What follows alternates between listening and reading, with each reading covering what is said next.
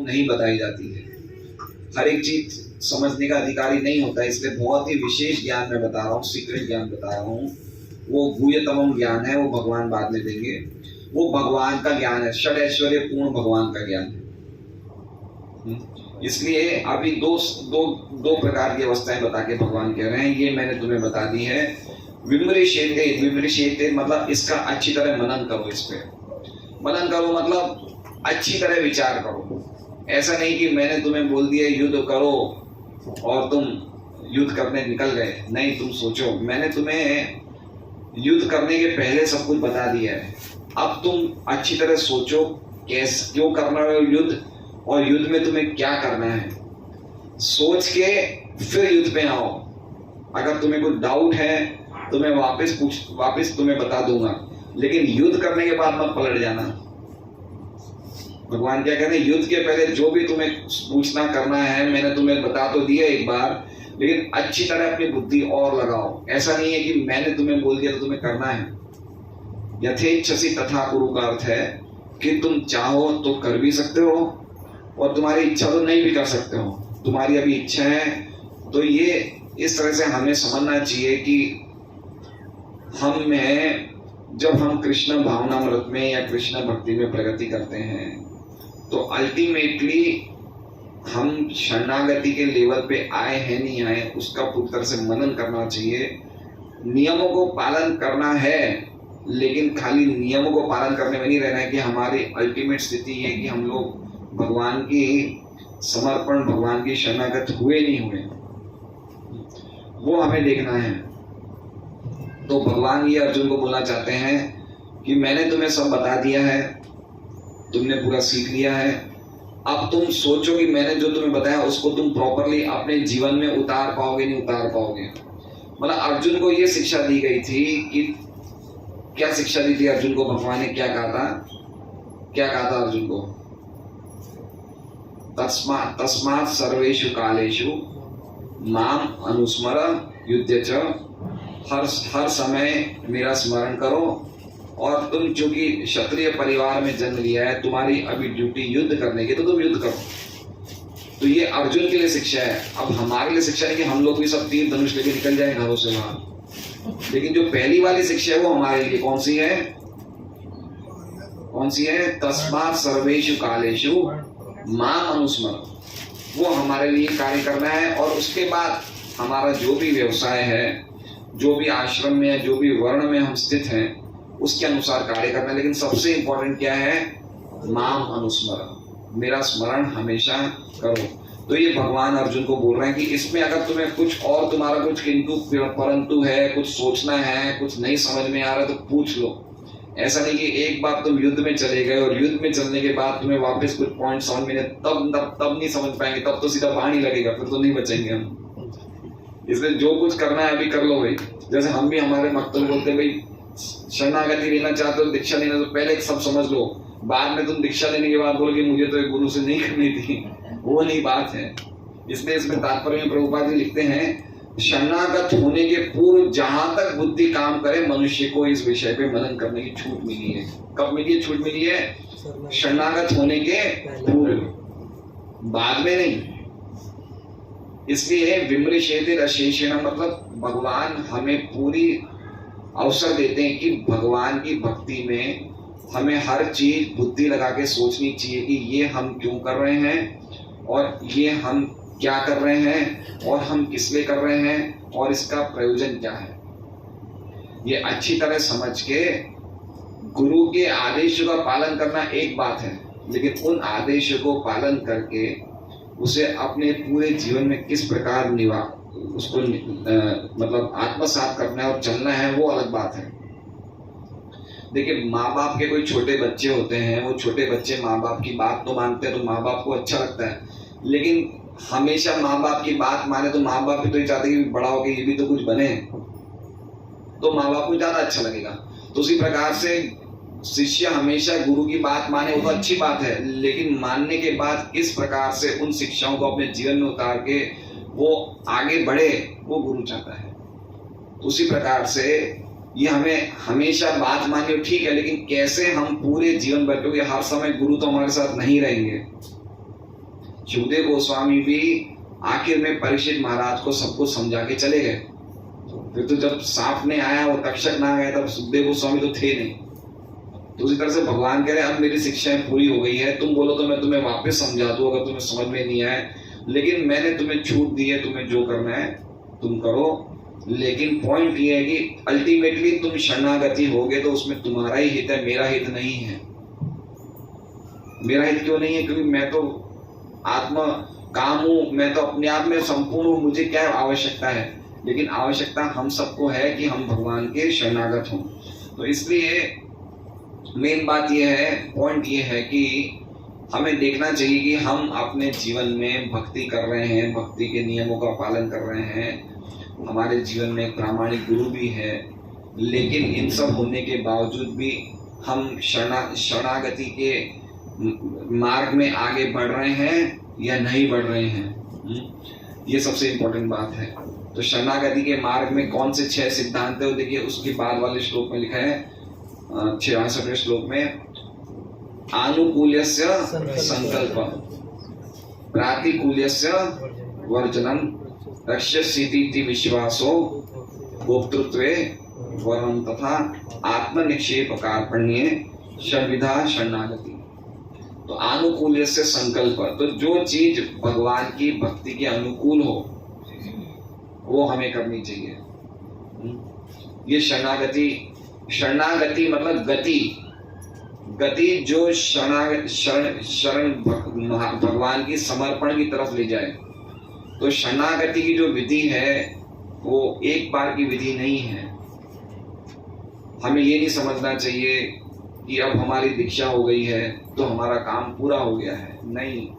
ये विधि life long ongoing process है, हमेशा चलने वाला है, क्योंकि शरण की गति में आगे बढ़ना, एक होता है समर्पण, एक होता है शरणागति। तो शरणागति की विधि तो हमेशा चलती रहेगी जब तक हम भगवान को समर्पण नहीं कर लें। तो इसलिए शरणागति का सबसे पहला पॉइंट है आनुकूल्यस्य संकल्प, कि भगवान की भक्ति में जो कुछ भी प्रतिकूल है, अनुकूल है, वो हमें स्वीकार करना चाहिए, बहुत आवश्यक है। इसलिए सबसे आवश्यक इसमें आनुकूल्य संकल्प एक पॉइंट है जो हम हमारे प्रामाणिक गुरु के सामने सबसे जो विशेष आदेश है, सबसे मुख्य आदेश है, वो है हरे कृष्णा कृष्णा कृष्णा हरे हरे, हरे राम राम राम हरे हरे। ये 16 माला का जप करना, ये सबसे मुख्य आदेश है। और ये आदेश कैसा होना चाहिए? निरपराध पूर्वक जप करना चाहिए। कैसे करना चाहिए? निरपराध पूर्वक जप करना चाहिए। जब तक हम ढंग से जप नहीं करेंगे, जब तक हम ध्यान से जप नहीं करेंगे, तब तक हम ये महाराज का, ये गुरु का सबसे पहले जो मुख्य आदेश है उसका पालन नहीं कर रहे हैं। और इसी आदेश के नहीं पालन करने से बाकी धीरे धीरे सब अपराध होते जाते हैं। इसलिए सुबह जल्दी उठना, मंगल आरती करना, 16 माला का जप करना, भागवत आदि ग्रंथों का पठन करना, भागवत क्लास में जाना, ये हमारे लिए अनुकूल है, इसको हमें करना चाहिए। ये भगवान हमारे हित के लिए बोल रहे हैं। भगवान कह रहे हैं ना इससे पहले, चेतसा सर्वकर्माणि मयि संन्यस्य बुद्धि योगम उपाश्रित्य मच्चित्त सततं भव, मच्चित्त सर्वदुर्गाणि मत प्रसादात् तरिष्यसि, अतः चेत्त्वम् अहंकारान् न शोष्यसि विनश्यसि। कि अगर तुम हमेशा सब काम में मेरी चेतना में रहोगे तो तुम सब प्रकार के दुर्गाणियों को, सब प्रकार की बाधाओं को जीत लोगे। और अगर तुमने अहंकारवश मेरी बात नहीं सुनी तो तुम भवसागर में खो जाओगे। तो इसलिए सबसे इम्पोर्टेंट हमारे जीवन में सबसे इम्पोर्टेंट बात है कि कैसे हमारी मति भगवान में लगे। किस प्रकार, मति का मतलब समझ रहे हैं? मति मतलब बुद्धि। किस प्रकार हम समझें कि भगवान में हमें ज्यादा बुद्धि, मतलब अपनी हर प्रकार से बुद्धि के द्वारा भगवान का एप्रिसिएशन करना, गीता भागवत आदि ग्रंथों का एप्रिसिएशन करना, एप्रिसिएशन को हिंदी में क्या बोलते हैं? प्रशंसा करना या कीर्तियों का गायन करना, तो ये सबसे इम्पोर्टेंट है। देखिए, भक्ति का मार्ग ऐसा है कि जितना ज्यादा हम बुद्धि खोल के इसे समझेंगे, उतना ज्यादा हम लोग और ज्यादा मजबूत बनेंगे। ये भौतिक जगत ऐसा है कि यहाँ पे पद पद पे विपत्तियां हैं, तो हर समय तो हमारे साथ गुरु घूम नहीं रहे होंगे कि हमें क्या करना है। लेकिन अगर हम लोग अच्छी तरह से साधु शास्त्र और गुरु के मार्गदर्शन में भक्ति करेंगे तो भगवान हमेशा हमारे गाइडेंस के लिए रहेंगे और हमेशा हमें बुद्धि लगानी पड़ेगी इस टाइम हमें क्या करना है। ये हमें तो बुद्धि लगानी पड़ेगी। इसलिए बहुत जरूरी है कि हम अपने वर्ण और आश्रम के अनुसार अपनी स्थिति को समझें और उस स्थिति में रह के हृदय पूर्वक भगवान में मन लगाने का प्रयास करें, जिसका सबसे सशक्त शस्त्र जो हमारे पास है वो है गुरु के सबसे मुख्य आदेश का पालन करना है। वो है ये महामंत्र जो है, हरे कृष्णा कृष्णा कृष्णा हरे हरे, हरे राम राम राम हरे हरे। ये सूरामाला का जप करना है। अभी हम लोग सब लोग भजन क्रिया पे हैं और भजन क्रिया में हम लोग बहुत सालों से हैं। तो जब तक हम लोग अनर्थ निवृत्ति स्थिति में नहीं आएंगे, अनर्थ निवृत्ति मतलब जो चीजों की हमें आवश्यकता नहीं है उन चीजों से निवृत्त होना, उसे क्या कहते हैं? अनर्थ निवृत्ति। अनर्थ निवृत्ति मतलब हम ये शरीर नहीं है, हम आत्मा है, हमें इस शरीर की आवश्यकता नहीं है। इसलिए शरीर से संबंधित जो हम इंद्रिय भोग करते हैं वो भी, उसकी भी आवश्यकता नहीं, क्योंकि वो सब अनर्थ निवृत्ति है, अनर्थ है वो सब। इसलिए जितना आवश्यक हो उतना ही। अल्टीमेटली हमें जरूरत नहीं है। अनर्थ मतलब जिस चीज का कोई अर्थ नहीं है, जो बिना अर्थ की चीज है। तो इसलिए अभी हम लोग अनर्थ निवृत्ति मतलब हम लोग इतना ज्यादा भगवान की भक्ति के अलावा और चीजों में जो हम समय लगा रहे हैं, जिसके चक्कर में हम इससे ऊपर नहीं उठ पा रहे हैं, इसलिए हमारी प्रगति नहीं हो पा रही है। इसलिए सबसे इंपॉर्टेंट पॉइंट है कि हम लोग अपनी 16 माला ढंग से करें, रोज भागवत पढ़ें, रोज गीता पढ़ें और रोज अच्छी तरह से मंगल आरती में जाएं, जिससे कि हमारी भक्ति दृढ़ बने। जब हमारी भक्ति दृढ़ बनेगी तब हम लोग भगवान से हमारा एक संपर्क बनेगा। इसलिए भगवान कह रहे हैं, जैसे हम भागवत में भी हमारी यही अभी क्लास चल रही है। कौन सा श्लोक कहा था हमने कल? क्या कर रहा है? सत्सेवया दीर्घायापि सत्स्य दीर्घायापि जाता मयि दृढ़मति हित्वाद्यवम् इमं लोकम मज्जहासि मदनुग्रहात्। तो भगवान नारद जी को कह रहे हैं कि यद्यपि तुमने परम शक्ति की सेवा बहुत कम समय तक करी है, लेकिन इतने कम समय में करने के बावजूद भी तुम्हारी मति मेरे में दृढ़ता से लग गई है, और इसलिए इस जीवन के पश्चात तुम अगले जीवन में इस शरीर को या इस भौतिक जगत को छोड़ने के बाद तुम मेरे धाम में मेरे पार्षद के रूप में आओगे। तो इसलिए अल्टीमेटली मनुष्य जीवन जो मिला है हम सबको, जैसे भगवान यहाँ पे अर्जुन को आध्यात्मिक ज्ञान दे रहे हैं, उसी प्रकार से आध्यात्मिक ज्ञान लेने का हम सबको अधिकार है। लेकिन आध्यात्मिक ज्ञान लेने के बाद उस पे चलना नहीं चलना, उसमें भगवान हमें फोर्स नहीं करते। भगवान ने पूरा आध्यात्मिक ज्ञान अर्जुन को दिया, वो मनुष्य जीवन का सबसे बड़ा काम है। लेकिन भगवान समझा भी रहे कि तुम्हें अल्टीमेटली मेरी शरण में आना चाहिए, लेकिन फिर भगवान जबरदस्ती नहीं करेंगे तू मेरी शरण में आ, नहीं तो मैं तुझे मार दूंगा, ऐसा नहीं बोल रहे। तुम्हारी जो इच्छा हो तुम समझ लो, तुम अपनी बुद्धि लगाओ, समझो। तो उसी प्रकार से हम भक्तों को नहीं जबरदस्ती कर सकते कि भाई तुम्हें आना ही है मंगल आरती में, नहीं तो हम पेनल्टी लेंगे, ऐसा नहीं कर सकते हैं। भागवत क्लास में आना है, लेकिन हम यही कहना चाहते हैं कि भाई आप आओ तो उसमें आपका भला है, क्योंकि भक्ति का मार्ग, शरणागति का मार्ग ये स्वेच्छा का मार्ग है, जबरदस्ती का मार्ग नहीं है। भगवान का जो प्रेम का मार्ग है वो जबरदस्ती का मार्ग नहीं है।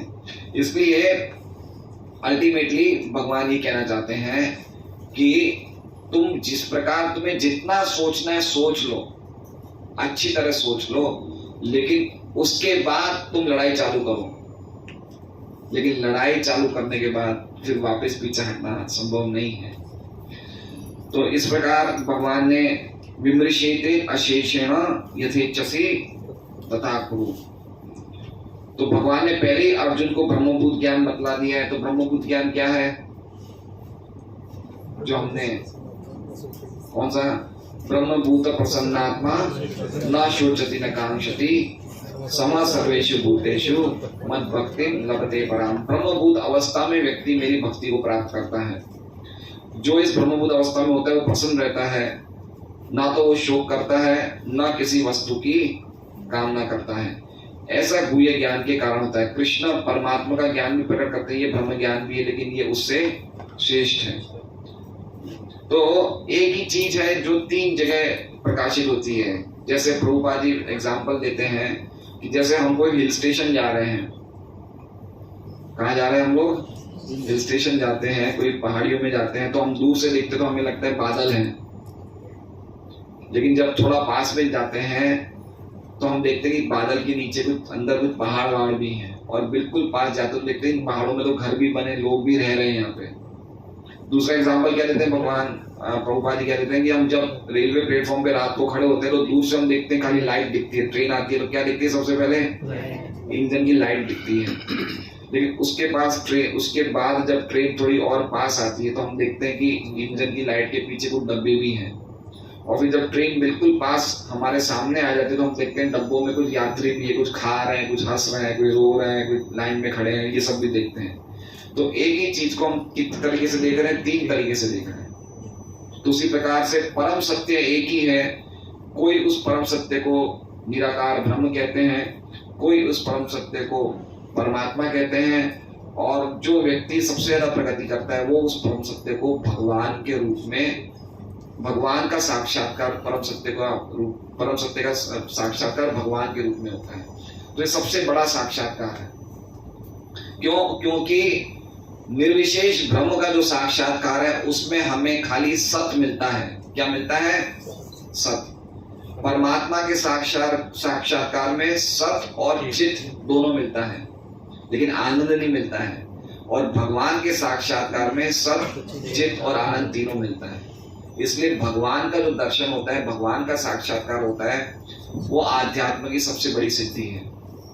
तो ये भगवान, इसलिए भगवान ने अर्जुन को कहा कि मैंने अब तुम्हें दो चीजें बता दी है, अब सबसे गुह्य चीज वो मैं तुम्हें बताऊंगा, वो हम बाद में चर्चा करेंगे अगली रविवार को। तो यथेच्छसि तथा कुरु, जैसे इच्छा हो वैसा करो, ये सूचित करता है कि ईश्वर जीव की यत् किंचित स्वतंत्रता में हस्तक्षेप नहीं करते। भगवान हमारी स्वतंत्रता में कभी हस्तक्षेप नहीं करते। भगवान ने हमें सबको स्वतंत्रता दी है।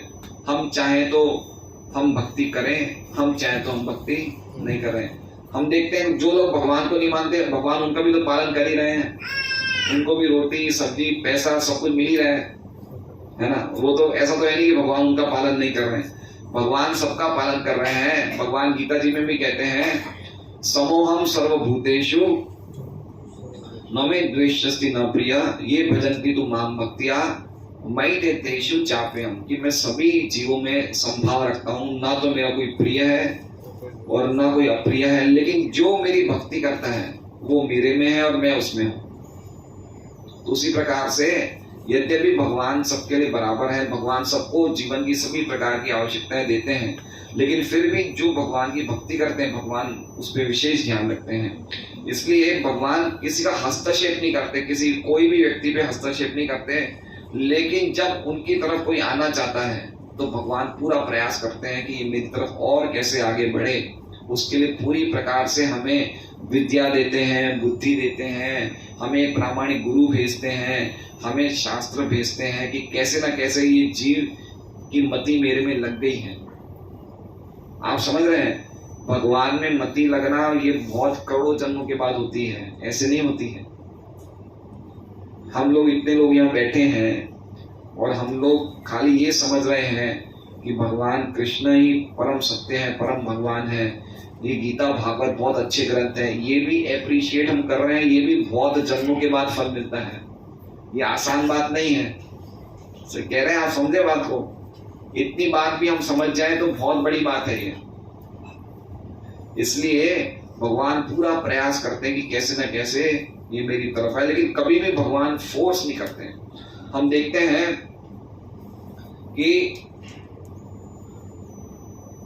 हम अगर हमारे गुरु के प्रति समर्पित नहीं है तो गुरु भी हमें कभी फोर्स नहीं करेंगे, हमें खाली एक मित्र की भांति है, ऐसे ही हमसे बात करेंगे। लेकिन अगर हम समर्पित हैं तो गुरु पूरी तरह से दंडित करते हैं। कैसे अलग अलग प्रकार के लोगों से किस प्रकार से बात करते हैं, जैसे हम देखते हैं कि चैतन्य महाप्रभु की लीलाओं में एक उनके भक्त थे शिवानंद सेन। तो दो शिष्यों से किस प्रकार, दोनों अंतरंग शिष्य थे।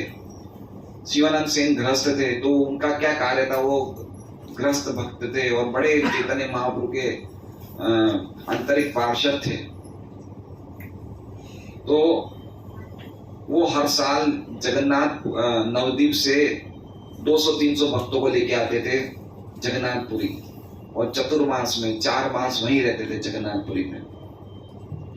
तो उनका पूरी यात्रा, क्योंकि उस टाइम तो अहमदाबाद पूरी एक्सप्रेस ट्रेनें थी नहीं, तो वो लोग पैदल ही आते थे, तो बीच बीच में कहीं रुकते थे, तो पूरा उनका रुकना, प्रसाद की व्यवस्था सब शिवानंद सेन करते थे। तो शिवानंद सेन एक बार यात्रा में आए महाप्रभु से, और महाप्रभु को बोले, अपनी घरवाली को लेके आए थे साथ में, और बोले कि गर्भ से है। क्या बोले? ये प्रेग्नेंट है। एक्चुअली में सन्यासी को ऐसी बात सन्यासी से नहीं करनी चाहिए, लेकिन शिवानंद सेन इतने क्लोज थे महाप्रभु से, इतने अंतरंग थे, तो महाप्रभु ने बोला बहुत अच्छी बात है, माँ बनने वाली बहुत अच्छी बात है, तो लड़का होगा, महाप्रभु बोले, और इसका नाम होगा पुरीदास। तो वही पुरीदास बाद में कवि कर्णापुर बने, और बहुत सुंदर उन्होंने प्रार्थनाएं, बहुत सुंदर कविताएं लिखी भगवान की प्रशंसा में। तो इस तरह से महाप्रभु ने एक गृहस्थ भक्त को इस प्रकार की आदेश दिए, इस प्रकार की शिक्षा दी। और एक उनके वैरागी भक्त थे जिनका नाम था छोटा हरिदास। क्या नाम था? तो यद्यपि वो सन्यासी तो नहीं थे, वैरागी थे, और वैरागी होने के नाते वो बिल्कुल क्या कहते हैं, विरक्त थे, दूर रहना, स्त्रियों से दूर रहना, ब्रह्मचारियों में रहना। तो वो एक बार एक स्त्री के बारे में खाली उनके मन में खाली कामुक भावना आई। क्या आई? यद्यपि उन्होंने कोई गलत काम ऐसे किया नहीं, लेकिन मन में एक कामुक भावना आ गई उनके। तो जितने में महाप्रभु को पता चल गया, और महाप्रभु ने उस टाइम से उनको रिजेक्ट कर दिया कि आगे से ये व्यक्ति मेरे पास नहीं आएगा। तो दोनों ही एक गुरु के दोनों ही शिष्य हैं, लेकिन किस प्रकार से किस शिष्य से उन्होंने बर्ताव किया वो हमें पता चलता। तो उसी प्रकार से हम लोग भी एक ही गुरु के बहुत सारे शिष्य होंगे, लेकिन कौन किस प्रकार से गुरु की शिक्षा को ग्रहण करता है और उसके हिसाब से जीवन चलाता है, उनकी थिंकिंग क्या है, किस प्रकार से सोच रहे हैं, किस प्रकार से उसका बुद्धि का परिप्रेक्ष्य वो अलग अलग हो सकता है। हम देखते हैं बहुत भक्तों की एक ही दिन दीक्षा होती है, लेकिन कोई व्यक्ति वो प्रगति नहीं कर पाता है, कोई भक्त प्रगति कर लेता है, यद्यपि दोनों ही 16 माला कर रहे हैं। तो इसलिए गुरु क्या चाहते हैं हमसे, वो हमें समझना चाहिए कि वो भगवान के पास हमें किस प्रकार से ले जाना चाहते हैं, उनका क्या मूड है, उस मूड के हिसाब से हमें कार्य करना चाहिए। तो ये भगवान कहना चाहते हैं अर्जुन को कि मैंने तुम्हें सब बता दिया अच्छी तरह, ज्ञान योग, भक्ति योग, ज्ञान कर्म योग, भक्ति सब बता दिया है, तुम्हें सोचना है। इसी प्रकार से भागवत में पहले स्कंद में भी जब अश्वत्थामा को पकड़ के अर्जुन लाते हैं, जब अश्वत्थामा ने ब्रह्मास्त्र छोड़ा था, तो द्रौपदी के हृदय में करुणा आ जाती, बोलती नहीं ये हमारे गुरु के पुत्र हैं, इन्हें छोड़ दो। भीम बोलते हैं मत छोड़ना। अर्जुन बोलते हैं, युधिष्ठिर बोलते हैं छोड़ दो। भगवान कुछ बोलते नहीं है। अब भगवान अर्जुन को बोलते हैं मैं तुम पे छोड़ता हूं, तुम्हें कैसे इसको निपटना है तुम निपटो। तो हमेशा हमें ये नहीं आशा रखनी चाहिए कि गुरु हमेशा हमें हर चीज बताएंगे कि ऐसे ही करो, क्योंकि गुरु भी चाहते कि शिष्य परिपक्व हो जाए, वो कुछ स्टेप्स अपने आप भी डिसीजन ले। इसलिए फिर अर्जुन ने सोच समझ के वो उसके कुछ बाल काट लिए, कुछ बाल रहने दिए और उसकी मणि निकाल दी, उससे बाहर निकाल दिया। तो इस प्रकार से अर्जुन ने अश्वत्थामा को मारा भी नहीं, लेकिन इस प्रकार से उसका व्यवहार के लिए वो मृत्यु जैसा ही हो गया। तो इस प्रकार के जो भगवान के संदेश हैं, इससे हमें समझना चाहिए कि भगवान चाहते हैं कि हम हर प्रकार से समझे एक एक चीज को, कि हम जो चीज कर रहे हैं क्या कर रहे हैं और कैसे करनी चाहिए, और कैसे हम अपने जीवन में उनकी भक्ति इस प्रकार से करें कि वो जीवन के हर क्षण में अपने कार्य में लगे रहने के बावजूद भी मुझे विस्मरण नहीं करें। सबसे मोस्ट इंपॉर्टेंट पॉइंट ये है कि मुझे मत भूलना कभी। देखिए भगवान गीता जी में कभी भी कह रहे हैं, वो कभी ऐसा नहीं बोल रहे हैं कि मुझे 24 घंटे में खाली 2 घंटा स्मरण करो। कितना बोल रहे हैं? खाली आधा घंटा स्मरण करो। कितना बोल रहे हैं? आधा घंटा बोल रहे हैं झमर जी? कितना बोल रहे हैं भगवान? एवं अनन्या चेता सततम यो माम स्मरति नित्यशः तस्याहं सुलभ पार्थ नित्य युक्तस्य योगिनः। अब ये भगवान ने हमें सब समझा दिया है।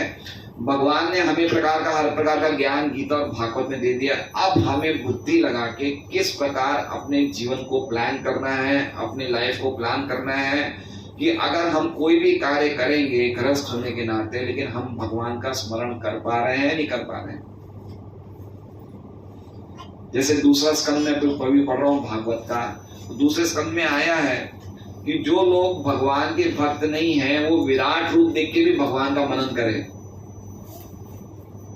तो अगर वो अलग अलग प्रकार की चिड़ियाएं देख रहे हैं आकाश में उड़ती हुई, तो चिड़िया देख के वो समझे कि भगवान का आर्टिस्टिक सेंस कितना अच्छा है। आर्टिस्टिक सेंस को क्या बोलना चाहिए हिंदी में? कला का उनका जो शक्ति है, कला की जो उनकी बुद्धि कितनी अच्छी, कितनी कला से अलग अलग चिड़ियों के अलग अलग कलर बनाए हैं। तो ऊंट है, ऊंट भी देखता है, कुत्ता भी देखते हैं, कोई घोड़ा भी देखता है, तो वो देख के पता चलना चाहिए कि भगवान के विराट रूप के नाखून है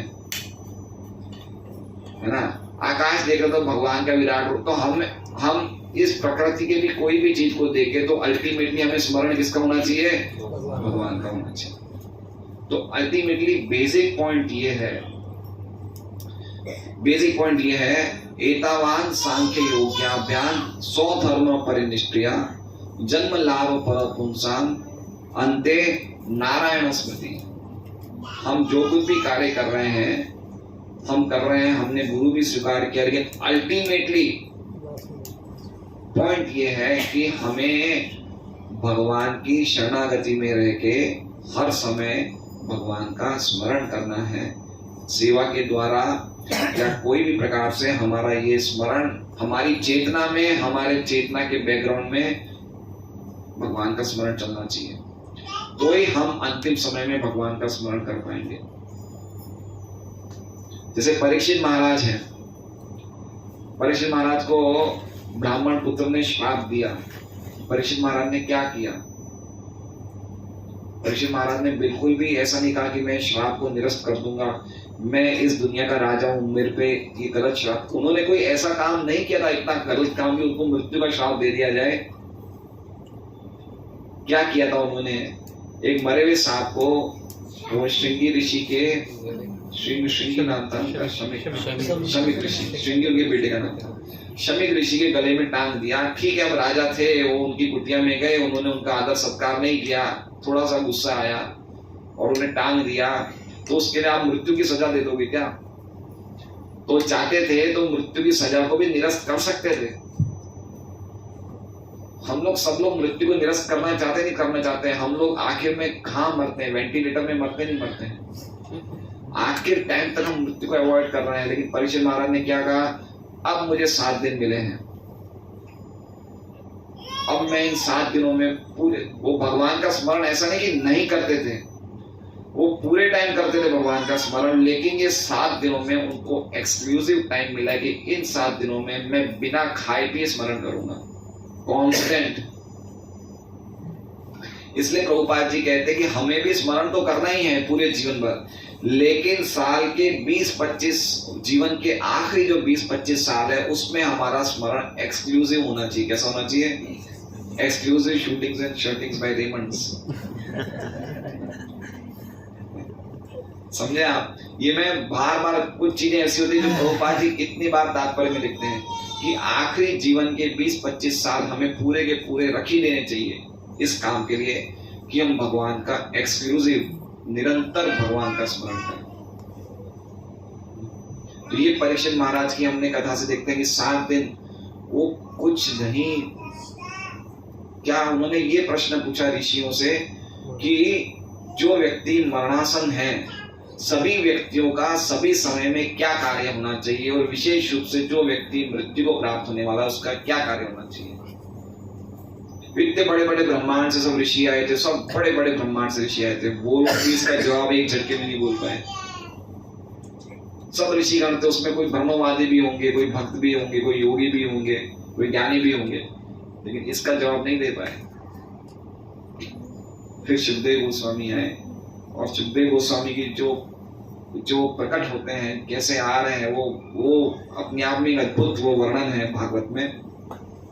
और वो कहते हैं कि वर्यानेशते प्रश्न कृतो लोको हितम नृप आत्मविद सम्मत पुंसाम शोध व्याधिषु या पर। ये जो तुम्हारा प्रश्न है, ये प्रश्न का जो जवाब है मनुष्य समाज के लिए सबसे बड़ा कल्याणकारी जवाब है। क्यों? क्योंकि श्रोत व्याधिनी राजेंद्र नृणाम से, क्योंकि ज्यादातर लोग तो श्रोत व्याधिनी राजेंद्र नृणाम संति सहस्रशः, लोगों के पास सुनने के लिए इतनी सारी चीजें हैं राजेंद्र, निर्णाम संति सहस्रशः, हजारों चीज लोगों के पास सुनने के लिए। किसके लिए? अपश्यताम आत्म तत्वम, जो व्यक्ति आत्म तत्व की तरफ आंख मूंदे हुए हैं उनके पास बहुत सारी चीजें हैं, बहुत सारी चीजें बातें करने के लिए। हम देखते हैं कितनी सारी बातें हैं जगत में, कितने न्यूज़पेपर हैं, कितने मैगजीन हैं, कितने व्हाट्सएप पे कितनी पिक्चरें आती हैं, कितने 2-2 मिनट के वो आते हैं, क्या क्या चीजें हैं। इसलिए हमारा जो अटेंशन होना चाहिए, ये सब चीजें हमारे अटेंशन को विमोहित करने के लिए, लेकिन अल्टीमेटली हमारा ध्यान ये करना चाहिए कैसे मैं हमेशा कम से कम 16 माला प्रयास करूं कि एक एक माला पे, एक एक मंत्र पे, एक एक शब्द पे मैं भगवान से प्रार्थना करूं कि आप मुझे अपनी सेवा में लगाइए। ये असंभव नहीं है, मुश्किल जरूर है। हरे कृष्णा कृष्णा कृष्णा हरे हरे, हरे राम राम राम हरे हरे। तो ये आसान है, धीरे धीरे आसान हो सकता है, लेकिन हमें प्रयास तो हमें करना पड़ेगा। बुद्धि लगा के मतलब माला के साथ साथ हम समझे हम माला क्यों कर रहे हैं, पूरा मनन करना चाहिए। इसका दूसरी चीजें भी समझना चाहिए कि अगर हम ज्ञान योग के मार्ग पे जाएंगे या कर्म योग के मार्ग पे जाएंगे या खाली हम शुष्क ज्ञान के मार्ग पे जाएंगे तो उसका ज्यादा फायदा है, भक्ति का ज्यादा फायदा है, ये सब सोचना चाहिए। यहाँ कह रहे हैं भगवान विमरिश, अच्छी तरह सोचना चाहिए, फिर लड़ाई के युद्ध पे आना चाहिए।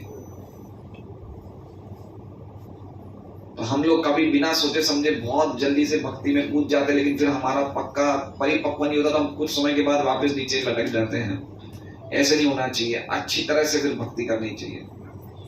इसलिए इतने सारे शास्त्र हैं, समझो सोचो, उसके हिसाब से मनन करके अल्टीमेटली समझना चाहिए भगवान एक व्यक्ति हैं, हम उनके दास हैं, और ये हमारा जो संबंध है भगवान से सनातन है। हम कोई निराकार ज्योति नहीं है जो भगवान जैसे परम ज्योति में एक हो जाएंगे और भक्ति नहीं करेंगे, ऐसा नहीं होना चाहिए। हमारा ज्ञान बिल्कुल पॉइंट से समझना चाहिए कि हम भगवान के सनातन दास हैं। हम हमेशा दास हैं, हम भगवान के अंश हैं और भगवान हमारे स्वामी हैं। हर जगह भगवान, सब कुछ भगवान में है और भगवान ही सब जगह है। तो इस प्रकार से अच्छी तरह से ज्ञान से इक्विप्ड होके, ज्ञान से सशक्त होके फिर हम ढंग से हृदय से भक्ति करेंगे तो हमारी भक्ति में और ज्यादा बढ़ोतरी होगी। तो इस प्रकार हम सदैव भगवान का स्मरण कर सकते हैं। जो भगवान का सबसे गुह्य ज्ञान जो भगवान अभी देने वाले हैं, ये भगवान 2 जगह बोलते हैं गीता जी में। 9वें अध्याय के अंत में बोलते हैं और 18 अध्याय के अभी अंत में भगवान कह रहे हैं, मन मना मेरा मन वाला बन, मत भक्तो मेरी भक्ति करो, मेरी पूजा करो, मुझे नमस्कार करो। तो हर चीज भगवान से ही आ रही है। अद्वितीय है भगवान, अद्वितीय है। अद्वितीय मतलब भगवान के अलावा इस जगत में और कोई दूसरा पुरुष नहीं है। अद्वितीय मतलब और कोई दूसरा पुरुष नहीं। तो हम सब कौन है भाई? हम सब भगवान की शक्तियां हैं। यहाँ तक भी देवता, चंद्र, इंद्र, वरुण, शिव, ब्रह्मा, जितने भी ये सब भगवान की शक्तियों के प्रकाश हैं। लेकिन पुरुष एकमात्र कौन है? वो एक ही है। तो इस प्रकार की नॉलेज से परिपक्व होना चाहिए हमारा, और फिर हमें समझना चाहिए कि क्या सही है क्या गलत है। इसलिए हम अगर देवताओं के पास भी कुछ मांग रहे हैं या हम कोई चीज मांगते हैं तो अल्टीमेटली देवता तो पुरुष नहीं है। पुरुष कौन है? तो देवता भी किनसे वो चीज पूरी करवाते हैं? भगवान से पूरी करवाते हैं। तो वो अल्टीमेटली देने वाले भी भगवान ही है। क्या है श्लोक? यम यम सतया श्रद्धया युक्तस् तस्याराधनं हीयते लभते च ततो कामान् मयि एव वितान् युक्तान्। नहीं, इससे पहले वाला क्या है? यो यो याम याम। हाँ, यो यो याम याम तनुं भक्त श्रद्धा याचितुम् इच्छति तस्य तस्य चलाम श्रद्धाम तामेव विदधाम्यहम्। कि जो व्यक्ति जिस देवता के प्रति इच्छा करता है पूजा करने की, मैं उस व्यक्ति की श्रद्धा उस देवता में और ज्यादा फिक्स कर देता हूँ, जिससे कि वो श्रद्धा पूर्वक उस देवता की पूजा कर सके। लेकिन स्वतया श्रद्धया तस्याराधनं हीयते लभते च ततो कामान् मयि एव वितान्। लेकिन वो जो भी देवता की आराधना कर रहा है, जो कुछ भी उसे उस देवता के द्वारा प्राप्त होता है, वो मयि एव वितान्, वो दिया तो मेरे द्वारा ही जाता है। तो अल्टीमेटली सब कुछ देने वाले कौन है? भगवान है। ये बात समझना चाहिए। तो ये प्रॉपर चीजें समझने की हैं। हम लोगों को ये नहीं समझना है कि हमने गीता पढ़ ली, हम लोग युद्ध बाण धनुष लेके निकल गए लड़ाई करने, वो नहीं है। हमें हमारे लिए क्या आदेश है कि हम ढंग से समझें, गीता को ढंग से समझें, भागवत को ढंग से समझें, और उसके अनुसार हम अपना जीवन का जो हमारी आधारभूत अवस्था है वो ये है, देह गेह मानस देह गेह जो किछु मोरा अर्पिनु तुआ पदे नंद किशोर। जो भी हमारा घर, मन, शरीर, बच्चे जो कुछ भी हैं, वो सब हे नंद किशोर आपके हैं। ये भावना हमारी होनी चाहिए कि हमारा सब कुछ जो है वो सब कुछ कृष्ण का है।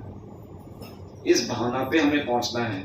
यही शरणागति का प्रोसेस है जो हमें वहां तक आना है। इसके लिए भगवान पूरी शिक्षा इसमें दे रहे हैं गीता में। भागवत में भी यही शिक्षा है, लेकिन भागवत की शिक्षा जहाँ शुरू होती है, जहाँ गीता की शिक्षा पूरी होती है, वो भागवत की शिक्षा शुरू होती है। तो इस प्रकार से हमें तो हम तो कहाँ थे? हाँ, ये सोच रहे थे ईश्वर जीव की यद किंचित स्वतंत्रता में हस्तक्षेप नहीं करता। भगवत गीता में भगवान ने सभी प्रकार से बताया कि कोई अपनी जीवन दशा को किस प्रकार अच्छी बना सकता है। जीवन दशा को किस प्रकार अच्छी बना सकते हैं? तो अच्छी बनाने का अर्थ क्या है? भगवान ऐसा नहीं कह रहे आप जीवन जीना छोड़ दो, अच्छी बना दो भाई। आप बाहर का मत खाओ, भगवान का प्रसाद लो, इसमें क्या दिक्कत है? कोई दिक्कत है इसमें? क्या दिक्कत है? कोई दिक्कत नहीं। आप सुबह लेट उठते हो, अरे रात को लेट सोते हो, सुबह लेट, थोड़ा जल्दी उठ जाओ, भगवान के दर्शन कर लो, कोई दिक्कत है इसमें? कोई सुंदर व्यक्ति के दर्शन करने को मिलेंगे ना, अच्छा खाने को मिलेगा, कुछ बोल रहे हो तो भगवान के नाम का जप करो, कुछ सोच रहे हो तो कृष्ण के बारे में। तो जीवन दशा अच्छी बनानी किसके हाथ में है? हमारे हाथ में है। इतना रुपया मिलेगा, इतना धन मिलेगा, बच्चों की अच्छी शादी हो जाएगी, व्यापार अच्छा चलेगा, ये हो सकता है हमारे हाथ में नहीं। प्रयास करके भी गड़बड़ हो सकती है, लेकिन ये चीज पूरी हाथ में कि हम भगवान को कृष्ण रे संसार करी छाड़ी अनाचार, कृष्ण को अपना संसार में रख के, अपने जीवन दशा में कृष्ण को रख के सभी प्रकार के अनाचार छोड़ दें, दुराचार छोड़ दें। तो ये भगवान कह रहे हैं कि प्रभुपाद कह रहे हैं जीवन दशा को किस बार अच्छी बना सकते हैं। अर्जुन को उनका सर्वश्रेष्ठ उद्देश्य यही है कि हृदय में आसीन परमात्मा की शरणागत हुआ जाए, जो इससे पहले वाले श्लोक में कहा था तमेव शरणं गच्छ सर्वभावेन भारत। सही विवेक से मनुष्य को परमात्मा के आदेश अनुसार कर्म करने के लिए तैयार होना चाहिए। इससे मनुष्य निरंतर कृष्ण भावनामृत में स्थिर हो सकेगा, जो मानव जीवन की सर्वोच्च सिद्धि है। देखिए वही बात हम जो कह रहे थे कि मानव जीवन की सर्वोच्च सिद्धि है कि भगवान का स्मरण हमेशा चलना चाहिए, वो भी अनुकूल तरीके से, कंस या रावण की तरह नहीं। अनुकूल तरीका कहाँ है, क्या है? भगवान को अच्छा भोग लगाया जाए, भगवान को प्रणाम किया जाए, भगवान की आरती की जाए, भगवान के लिए प्रचार किया जाए, भगवान का कीर्तन करना चाहिए, भगवान के सामने नृत्य करना चाहिए। अनुकूल तरीका है। इस प्रकार से अनुकूल तरीके से सदैव भगवान के चिंतन में लगे रहना, ये सर्वोच्च सिद्धि है। खटवांग महाराज कितना अद्भुत एग्जाम्पल है। राजा खटवांग बहुत बड़े राजा थे। देवताओं ने बुलाया चलो हमारे लिए युद्ध करिए। देवताओं के लिए युद्ध किया और युद्ध जीत गए। देवताओं ने बोला क्या चाहिए आपको बताइए, जो भी चाहिए, कितने स्वर्गलोक चाहिए, जो आशीर्वाद चाहिए हम सब देने को तैयार है। तो खटवांग महाराज ने क्या पूछा कुमारी माता जी? क्या पूछा सुनीता माता जी? हाँ, क्या पूछा खटवांग महाराज ने कि अब मैं और कितना जीऊंगा ये बताओ। तो देवताओं ने कहा आप खाली एक क्षण ही जियोगे।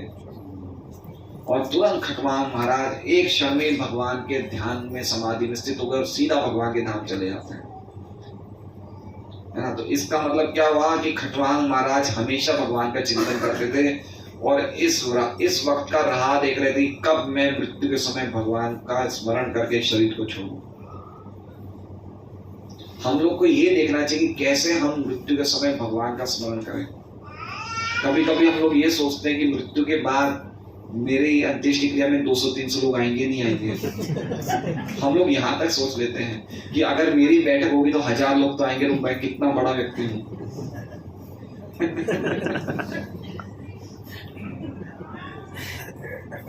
ऐसे कुकर्मी लोग हैं हम लोग। ये इतने विचार एक्चुअल में ऐसे विचार आ जाते हैं कभी कभार, तो क्या बताएं। इसलिए बार बार शास्त्र पढ़ने से हमारी बुद्धि तीक्ष्ण होती है। कौन सा श्लोक है गीता जी में? शास्त्र पढ़ के बुद्धि के द्वारा पूजा करते हैं। आखिरी श्लोक है ना, ये इदं परमं भूयं मद्भक्तेश अभिधास्यति भक्तिमयि परामृतं मां वैश्यति संशय न च तस्मान् मनुष्येषु कश्चिन् कृतमा भविता न च मेता संयप्रेतोमि अद्देश्यत च ये इमं धर्म्यं संवादमावयो ज्ञान यज्ञेन तेन इष्टस्यामिति मे मति। जो इस गीता का अध्ययन करता है वो बुद्धि के द्वारा मेरी पूजा करता है। तो ये सब ग्रंथों में लिखा है। हम लोग ग्रंथ बिना गति नहीं है कलयुग में। हमें कम से कम गीता भागवत तो ऐसे ग्रंथ है कि हमें रोज पढ़ना चाहिए। माया मुक्त जीवेर नहीं स्वतः कृष्ण ज्ञान जीवे कृपाई करेला कृष्ण वेद पुराण। हम माया मुक्त है, हमें स्वयं भगवान का ज्ञान नहीं होने वाला, इसलिए हम पे कृपा करके भगवान ने वेद पुराण दिए हमें। तो हर समय हम पढ़ेंगे तो हम भगवान की उपस्थिति को देख पाएंगे और हमें समझ पाएगा कि हमें क्या करना चाहिए क्या नहीं करना चाहिए। अर्जुन को भगवान प्रत्यक्षतः युद्ध करने का आदेश दे रहे हैं। भगवान शरणागत होना जीवों के भगवत शरणागत होना जीवों के सर्वाधिक हित में है। इसमें परमेश्वर का कोई हित नहीं है। जैसा हमने बताया भगवान का कोई हित नहीं है। हम उनकी शरणागत हो रहे हैं, इसमें भगवान का क्या हित है? भगवान संपूर्ण है, भगवान आत्मकाम है, भगवान अपने आप में पूर्ण है। क्या हम अगर भगवान की पूजा नहीं करेंगे तो भगवान दुखी हो जाएंगे क्या? या भगवान को कोई अहित होगा, ऐसा है क्या? ऐसा नहीं है। तो इसे करने से लाभ किसको होगा? हमें तो होगा। और किसको लाभ होगा? भाई आज अगर हम लोग यहाँ पे सत्संग में नहीं आए, अगर कोई 2-5 लोग आएंगे तो भगवान परेशान हो जाएंगे कि मेरे आज कोई दुकानदारी में कोई आया नहीं है। हम परेशान हो जाएंगे, हमारे आज कोई व्यापारी नहीं है, ग्राहक नहीं है। भगवान के ऐसा नहीं है कि आज मेरे ग्राहक कम आए, ऐसा नहीं है। लेकिन अगर हम जा रहे हैं तो उसमें फायदा किसका है? हमारा ही तो है। तो भगवान कह रहे हैं कि मेरा कोई हित नहीं है। तुम बोलो तो मैं पूरी गीता वापस सुना दूं, अल्टीमेटली हित तुम्हारा है, इसमें परमेश्वर का कोई हित नहीं है। शरणागत होने के पूर्व जहां तक बुद्धि काम करे, मनुष्य को इस विषय पर मनन करने की छूट मिली है और भगवान के आदेश को स्वीकार करने की यही सर्वोत्तम विधि है। ऐसा आदेश कृष्ण के प्रामाणिक प्रतिनिधि स्वरूप गुरु के माध्यम से भी प्राप्त होता है। तो प्रभुपाद जी कितना जोर देते हैं बार बार यही बात की, एक प्रामाणिक गुरु के मार्गदर्शन में हमें भक्ति करनी चाहिए, जिससे कि हम भगवान की इच्छाओं को जान सके जो हमें गुरु द्वारा प्राप्त होती है। हरे कृष्णा कृष्णा कृष्णा हरे हरे, हरे राम राम राम हरे। श्रीमद् भगवद गीता यथारूप की जय।